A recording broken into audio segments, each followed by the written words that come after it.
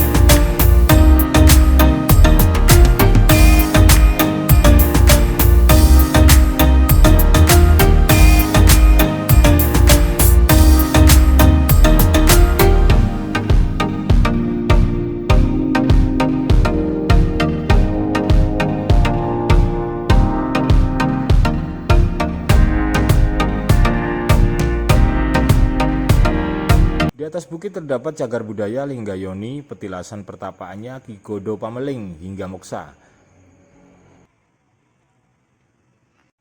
Wisatawan bisa duduk-duduk santai di taman dengan desain atap yang unik dan juga semilir angin yang bisa saja membuat pengunjung mengantuk saking nyamannya di tempat ini.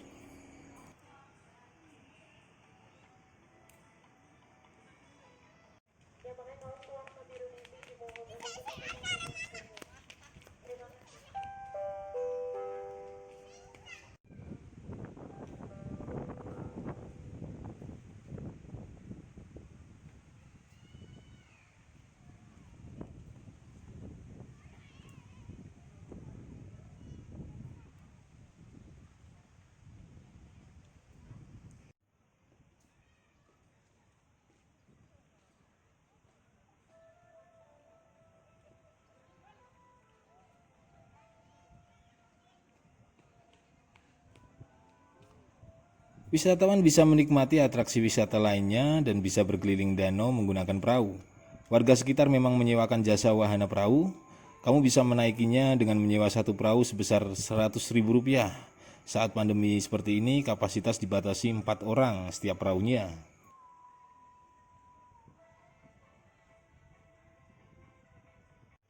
Rawapening merupakan nama sebuah danau di lokasi wisata ini. Pengunjung akan disuguhkan dengan pemandangan yang sangat indah dengan bentangan danau yang sangat luas. Selain menikmati pemandangan, tentunya pengunjung juga bisa mengabadikan melalui foto. Pengunjung bisa berfoto di jembatan panjang yang terhubung di sepanjang tepian danau. Untuk menambah estetika foto, pihak pengelola juga memasang hiasan lampu cantik di atas jembatan.